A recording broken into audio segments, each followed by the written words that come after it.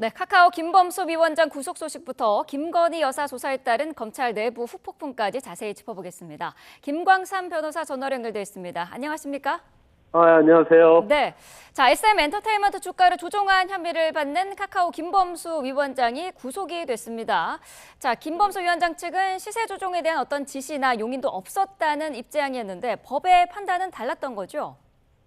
그렇죠. 이게 사실은요, SM 엔터테인먼트 인수하는 과정에서 자본시장법상 시세 조정했느냐 혐의인데, 굉장히 내용은 상당히 복잡한 측면이 좀 있어요. 네. 그리고 이 공개 매수가, 하이브가 경영권을 인수하지 못하도록 공개 매수가를 이제 올리는데, 거기에서 카카오가 자금을 조달을 하고, 이제 사모펀드와 짜고 했다는 것이 범죄 사실의 요지거든요. 네. 그러면 여기에 김범수 위원장이 과연 관여를 했느냐 여부가 쟁점이었는데, 아마 영장 전담 판사분은 이제 자금이 들어간 게 3일이었거든요. 네. 근데 그 중에 하루 정도는 관여했다고 본 것 같습니다. 그래서 증거인멸 우려가 있다고 해서 영장을 발부한 거죠. 네.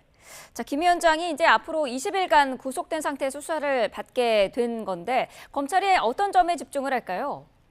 제일 중요한 것은 이제 김범수 위원장이 자신이 관여한 바 없다 이렇게 얘기를 하고 있기 때문에 네.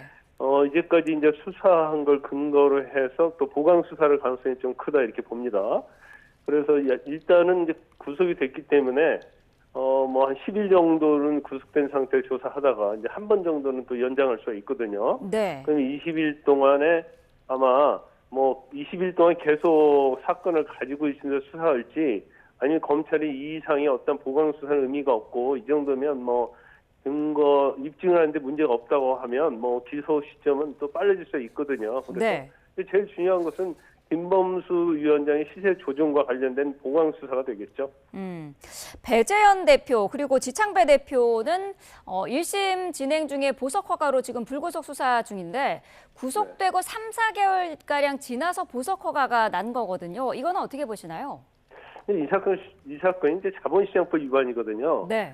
그래서 공개 매수가보다도 더 높게 책정을 해서 하이브가 경영권을 인수하지 못하도록 했느냐 안 했느냐인데 이게 이제 단순한 사건은 아니에요. 네. 왜냐하면 재무 회계랄지 관여자랄지 아니면 시세 조정이라는 것은 지금 뭐 실질적으로 주가 주식 시장에서 어떤 방식으로 했는지 그게 한 번에 끝나는 것이 아니고 수없이 여러 번에 걸쳐서 아마 수백 번에 이상 걸쳐서 이루어졌을 거예요. 네. 그렇기 때문에 이제 그러한 내용을 사실은 피고인 입장에서 방어를 해야 하거든요. 지금 무죄를 다투고 있기 때문에. 근데 구속 상태에서 여러 가지 뭐 증거 자료랄지 아니면 뭐 거래 내역이랄지 이런 것들에 대해서는 구속돼 있으면 방어하기가 어렵기 때문에 아마 제가 볼 때는 피고인의 방어권 보장을 위해서 보석이 허가된 상태가 아닌가 싶습니다. 네. 알겠습니다. 김건희 여사 수사 논란 내용도 짚어보도록 하겠습니다. 지난 주말에 이제 비공개 대면 조사 자정을 넘겨가면서 이제 12시간 가까이 이루어졌는데 아무래도 그 영부인에 대한 조사다 보니까 한 번에 조사를 끝내겠다 그런 의지인 건지 꽤 긴 시간 이루어졌어요. 그렇죠. 이제 영부인인데 사실 검찰청 소환해서 조사하려고 하는데 그 장소와 관련해서 굉장히 이견이 있었잖아요. 네. 그런데 도이치모터스 주가 조작 사건을 조사를 한 다음에 또 다음에 불러서 두 번째 소환을 한다는 것은 검찰로서 굉장히 부담이고 네. 아마 김건희 여사 측에서도 이를 따르지 않을 가능성이 컸을 거예요. 네. 그래서 아마 뭐 그 수사 때문에 다른 얘기를 하고 있지만 한 번에 불러서 도이치모터스하고 명품 수수 의혹 같이 조사를 하겠다고 계획을 세우고 저는 조사를 했다고 봅니다. 네. 자, 저 변호사께서 검찰 출신 변호사이시기 때문에 검찰 내부 상황도 좀 잘 알고 계실 것 같아서 좀 질문을 드릴 텐데요. 지금 김건희 여사 조사 부분에서 논란이 되는 부분 중에 하나가 제3의 장소에서 조사를 했다는 거거든요.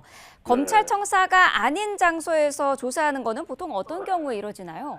원칙적으로는 이제 검찰청 내에서 조사하는 게 맞고요. 네. 특별한 경우에 뭐 이전에도 권영수 여사랄지 아니면 뭐 전두환 대통령 관련 수사 때도 이순재 여사에 대해서도 외부에서 조사한 적이 있거든요. 네. 물론 이제 권영수 여사는 이제 부산지검에서 조사했기 때문에 검찰청 청사에서 조사했다고 볼 수 있어요. 네. 그런데 저희가 서울시청 역주행 사건에서 보았다시피 이제 조사의 상대방이 특히 이제 참고인 같은 경우는 검찰청 들어온 걸 거부할 수도 있고요. 네. 또 조사받는데 본인의 상황이 여의치 않는 경우가 있어요. 뭐 굉장히 중병으로 병원에 입원해 있다랄지 네. 아니면 이제 상대방이 완전히 조사를 거부하는데 검찰청 조사를 거부하는데 이제 그 사람이 굉장히 사건에서 중요한 경우 이런 거에서는 뭐 탄력적으로 외부에서 조사하는 경우가 있죠. 근데 네. 이번 사건 같은 경우에도 외부에서 조사는 할 수 있는데 네. 이제 조사 대상이 영부인이기 때문에 음. 영부인을 검찰청으로 소환하지 않고 그것도 비공개적으로 외부 제3의 장소에서 조사를 하는 것은 네. 특혜가 아니냐 이제 이런 논란이 있는 거죠. 네. 검찰총장에 대한 보고 지연 논란 이것도 지금 상당히 커지고 있는 상황인데 두 개의 사건 중에 도이치모터스 사건을 먼저 조사하면서 수사지휘권이 없는 총장에게 사전 보고할 수 없었다. 이게 지금 중앙지검의 입장이거든요. 어떻게 보시나요? 그런데 그건요. 수사 지휘권은 없지만 네. 보고까지 하지 말라는 건 아니에요. 아하. 이거 사진이 됐건 사고가 됐건 보고는 할 수 있습니다. 네. 단지 보고로 바꿔 수사 지휘를 안 하면 되기 때문에 그것은 제가 볼 때는 중앙지검에서 주장하는 것은 맞지 않는다고 보고요. 네. 그다음에 도이치모터스 주가 조작과 관련해서 조사를 하다가 설득을 해서 디올백 관련 수사를 했다는 거, 조사를 했다는 거 아닙니까? 네. 근데 그것이 저녁 8시부터 시작이 된 거예요.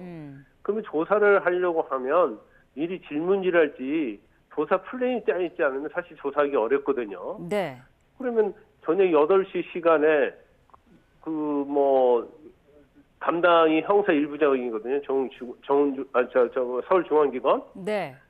그럼 미리 준비를 하고 있다 조사했다고 볼 수밖에 없기 때문에 제가 볼 때는 뭐 현장에서 설득해서 조사받게 했다 이 말은 설득력이 좀 없다고 봅니다. 네. 수사 지휘를 받지는 않더라도 총장이 수사 상황을 아는 것 자체는 좀 필요하지 않았느냐 이런 시각이 많은데 여기는 동의를 하시는 거군요. 그렇죠. 수사 지휘를 하지 말라는 거지. 네. 보고를 하지 말라는 것은 아니에요. 왜냐면 이제 수사 지휘 하지 말라는 것은 이제 재척을 시키는 거거든요. 네. 수사에서는 손 떼라는 거 아닙니까? 그런데 그렇기 때문에 수사 지휘권을 배제시킨 것이지 사전 사후 서면으로 할지 대면으로 보고받는 것은 저는 아무런 문제가 없다고 보고 네. 이원석 검찰총장은 지금 법무부 장관에게 전에 도이치모터스 주가 조작과 관련해서 수사 지휘권 배제를 풀어달라고 요구했다는 거 아닙니까? 그랬죠. 네. 그런데 결국은 안 풀어졌단 말이에요. 그러면 사실 수사 지휘권 배제는 윤석열 검찰총장 때 있었던 것이고 네. 윤석열 검찰총장과 김은건이 여사는 부부관계잖아요. 네. 그러니까 이해충돌 소지가 있기 때문에 그 당시에 수사 지휘권 배제가 꼭 잘못됐다고 볼 수는 없어요. 네. 그렇지만 그 이후에 김호수 검찰총장이랄지 이원석 총장이랄지 이런 사람들은 사실은 부부도 아니고 관련성이 없거든요. 네. 그래서 그 이후에는 수사지휘권 배제를 해제를 시켜주는 것이 맞다. 저는 그렇게 봅니다. 네. 자, 지금 검찰총장이 이것과 관련해 가지고 감찰기구를 통한 진상 파악을 지시를 했습니다. 이 진상조사 감찰보다는 좀 한 단계 낮은 수준의 조사라고 들었어요. 어떤 건가요? 일단 진상조사는 이제 사실관계를 파악한다는 게 진상조사고요. 네. 감찰한다는 것은 이제 징계를 전제로 해서 감찰하는 거거든요. 그러니까 이제 감찰 단위보다는 진상 파악이 좀 수위가 좀 낮다고는 볼 수 있는데, 네. 진상 파악을 통해서 거기에 어떤 법규 위반이랄지 아니면 검찰청 내에 어떤 규칙 위반이랄지 이런 것들이 위반했다고 보면 네. 적절하지 않다고 보면 그게 또 징계로 갈 수도 있는 내용입니다.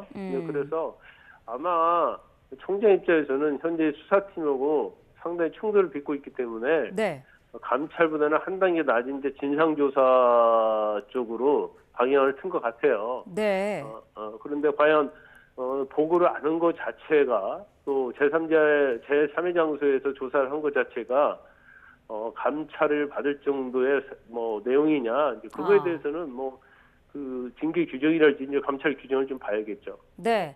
자, 그래서 그런 걸까요? 지금 이 진상조사 지시에 반발을 해서 김건희 여사 명품 가방 수수 의혹을 수사하는 검사가 어제 사표를 또 제출을 했습니다. 검찰 내부에 갈등이 시작됐다고 봐야 할까요? 아니 저는 그 수사 검사가 사표 낸 걸 좀 이해할 수가 없어요. 아하, 네. 아니 본인들 그렇게 정당하다고 한다면 수사를 하면 되지. 왜 실컷 조사를 해놓고 또 검찰총장이 무조건 검찰청사에서만 조사받으라고 그렇게 지시를 해서 이걸 네. 어겼다는 거 아닙니까? 그러면 본인들이 주장하는 것 자체도 대면조사도 잘 안 될 걸 통사를 시켰다는 그런 오히려 공로가 있다는 취지로 얘기를 하거든요. 네. 근데 사실 절차에 있어서는 매끄럽지 못하죠. 음. 그렇기 때문에 그 과정은 본인들이 인정을 해야 하는데 이 관련해서 진상조사한다고 하니까 갑자기 사표를 냈다? 그건 제가 볼 때는 굉장히 가벼운 행동이다 이렇게 봅니다. 네. 이원석 검찰총장은 검찰의 앞으로 수사에는 차질이 없도록 하겠다라는 입장인데 앞으로의 수사 좀 어떻게 진행이 될까요? 일단 조사는 더 이루어지지 않을 가능성이 크고요. 네. 도이치모터스 주가 조작도 문재인 정부 때도 기소를 못했거든요. 네. 그것은 아마 증거가 없어서 그랬을 거고 또 디오피과 관련해서도 이게 부정청탁금지법 위반인데 청탁을 받은 사람이라 할지라도 네. 배우자인 경우는 처벌 규정이 없어요. 그래서 물론 공수처랄지 아니면 검찰청에서 네. 직무 관련성과 관련된 부분을 집중적으로 수사를 하겠지만 검찰에서는 아마 두 사건 다 무혐의로 종결할 가능성이 크다 이렇게 봅니다. 네. 어제 그 이원석 검찰총장이 출근한 직후에 바로 그 이창수 지검장을 불러서 경위를 보고받고 또 질책을 한 것으로도 저희가 보도를 해드렸는데 이번 사안과 관련해서 혹시나 대검과 중앙지검 사이에 기싸움이라든지 이런 부분으로 번질 가능성도 있다고 보시나요? 일단 이미 이건 애견됐다고 봐요. 네. 그리고 사실 이제 이창수 지검장이 이제 친윤 검사를 알려져 있지 않습니까? 네. 그리고 이현석 검찰총장은 모든 절차에 있어서 원칙을 주장하는 사람이에요. 네. 그러다 보니까 좀 충돌이 있는 걸로 보이고 특히 김건희 여사 사건에 있어서는 사사건과 대립을 했었단 말이에요.